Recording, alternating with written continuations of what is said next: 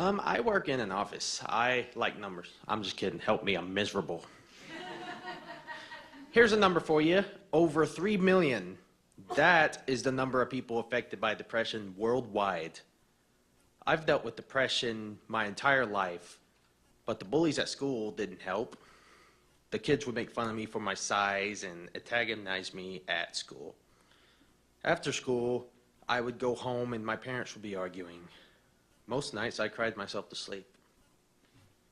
When I reached middle school, my parents decided to get divorced and the bullying continued. This is when I started to understand things a little better, and I hated everyone and everything. After ninth grade, though, I was given the option to switch schools, and I accepted in a heartbeat. However, this is when the bigger problems in life started to begin. The bullying died down, but I asked myself questions like, what's next? I'm not good at anything like science, sports, music, even making friends. I fell deeper into my shell and I began having thoughts of hurting myself. Jumping to February 2011, I was taken to the hospital for a possibly broken hand after I punched my TV. The doctor asked me a few questions and referred me to a specialist. I began visiting the specialist shortly after and was diagnosed with major depressive disorder. I was put on antidepressants that helped me temporarily. Despite taking the medications, I was still sad while everyone else around me was happy. It wasn't fair. They didn't have to go through the things I did. My hatred for the world grew even larger. The next few years, I verbally abused whoever was in front of me in hopes of making myself feel better. Instead of being bullied, I was a bully.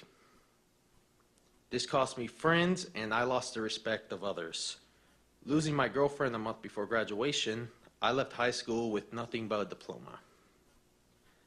The next month was rough. I was still grieving over the friends and girlfriend I lost, and I had my wisdom teeth removed. I was in the worst emotional and physical state in my life, and I saw no reason to live at that point. So in June of 2013, at age 18, I tried to end it all by overdosing.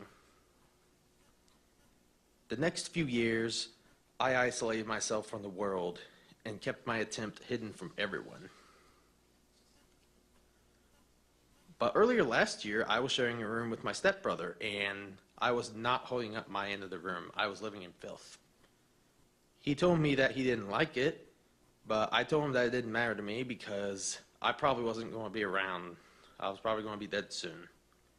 The topic of discussion was instantly changed, and I was reassured that I am not as useless as I feel.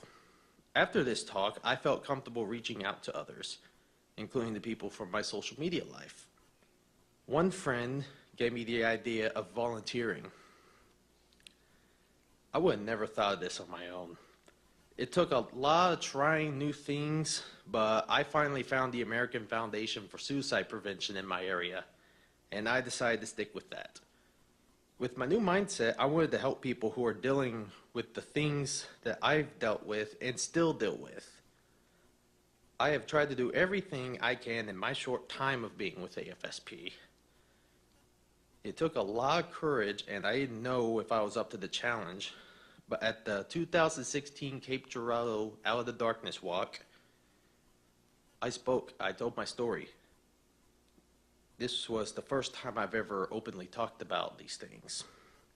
It was very fulfilling, and it was at that moment when I found my life purpose.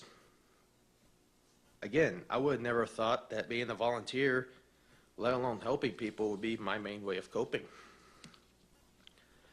It can never be stressed enough that recovery is an extended process that can take a wrong turn at any time. I still have those long periods of sadness, guilt, and self-doubt, sometimes with no explanation.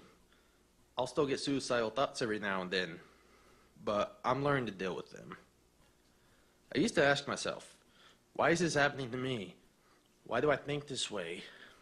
Now I know that it's just who I am. It's nothing to be ashamed of. As one of my AFSB committee members said the other day, no shame, just stigma.